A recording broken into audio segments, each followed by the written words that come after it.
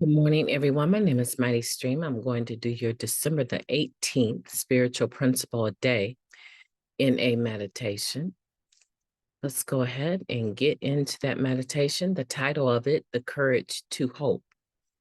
When we can separate hope from wishing or expectation, it stops feeling like such a setup.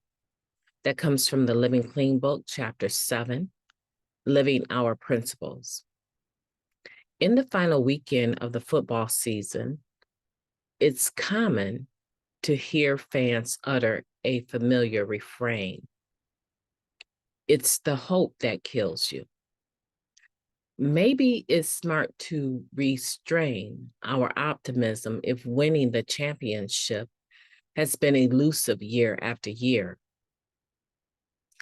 Football fans know that a bad decision, a lousy play, or rotten luck will crush hopes.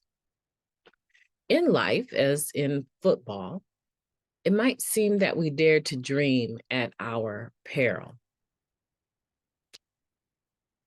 Few of us get through life without enduring a heartbreak or two. There may be times when we swear off hope, effectively putting the kibosh on our aspirations. But that's no way to live.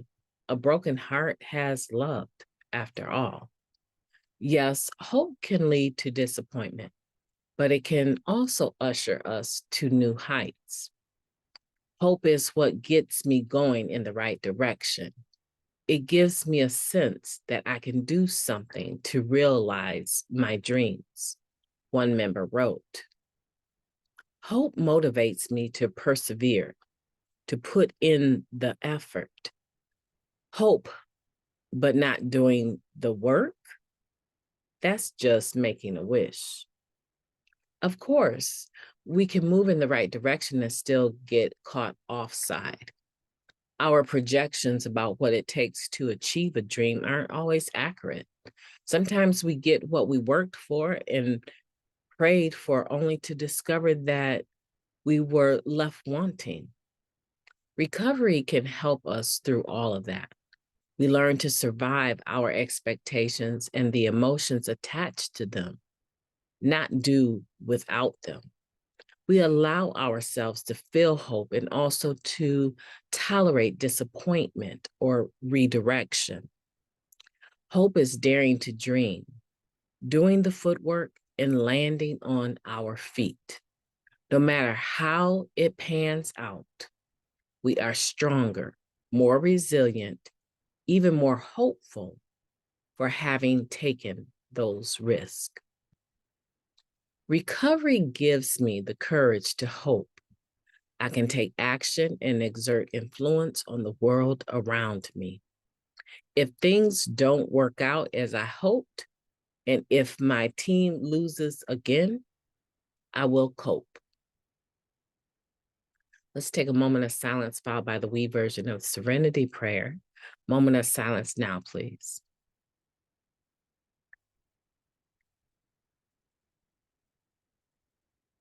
Thank you. God, grant us the serenity to accept the things that we cannot change, the courage to change the things that we can, and the wisdom to know the difference. Just for today, please and thank you. What a wonderful, wonderful, wonderful meditation talking about the courage to hope, December 18th, and realizing that sometimes it's more like wishful thinking, right? We're hoping for something that has never happened, and we have no reason looking at history to suspect that it will ever happen. So I would say that when it does happen, we would consider that a miracle, right? To me, that's what a miracle is.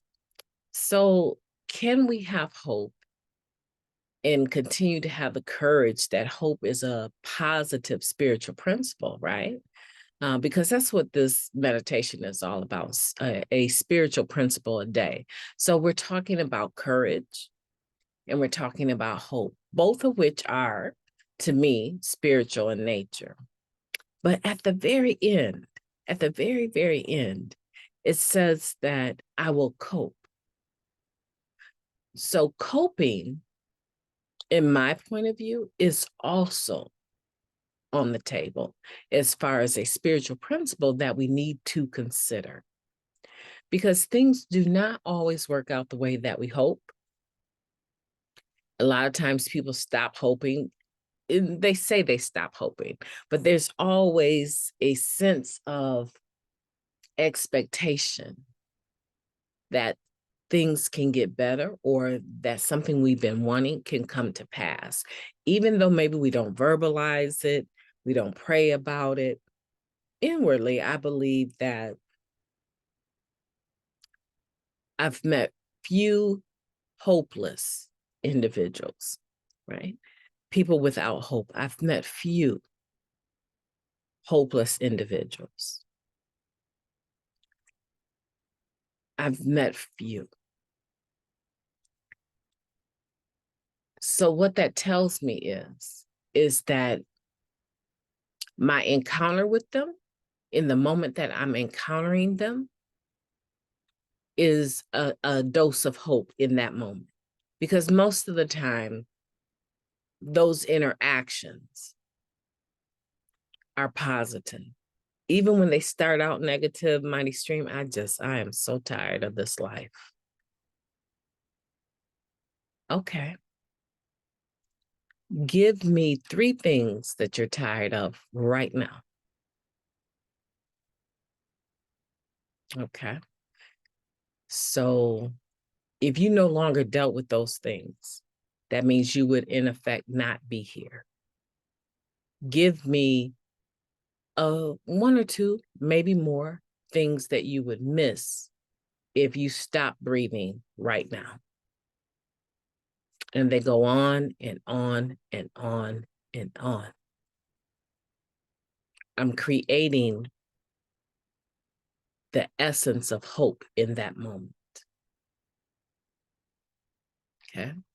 So, yeah, if you're waiting on a certain team in football to win and they haven't won in years and nothing really has changed, the same coach, same plays, a few different players, right? You might be wishful thinking. But we're not talking about football here. We're talking about our lives. We're talking about recovery. We're talking about the people we impact on a day-to-day basis and what we are able to bring to the table in the spirit of courage, hope, and coping. The stakes are a lot higher, even though they don't seem to be monetary. They're a lot higher.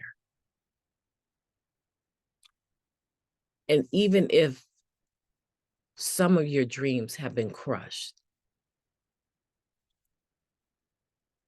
we don't stop dreaming. We learn in recovery that lost dreams awaken and new possibilities arise. An expecting heart, right? A person that is hopeful will have a better opportunity of noticing new possibilities when they do arise. But if you're not looking for that, hoping or wanting for that, it's possible it will pass you by. I heard someone say the other day, I think they were talking about a relationship, right? A relationship that was everything they could hope for. And it didn't work out. It crushed them.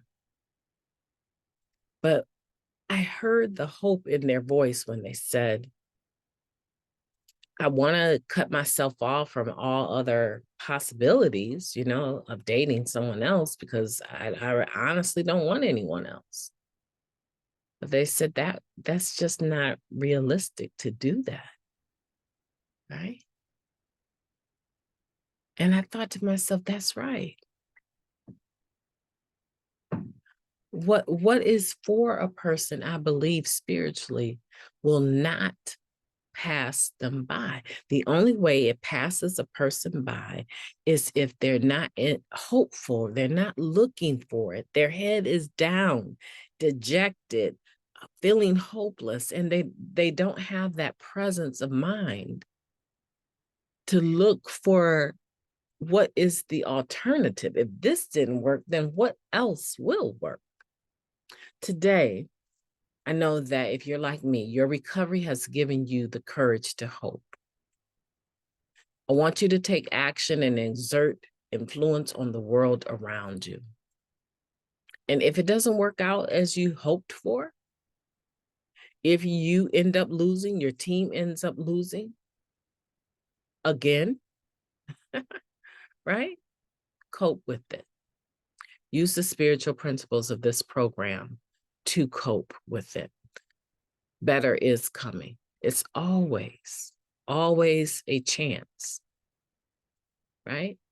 There's always a chance if you stay optimistic and hold on. My name is MightyStream, and I am going to have a beautiful day on purpose. I want for you to have a beautiful day on purpose too.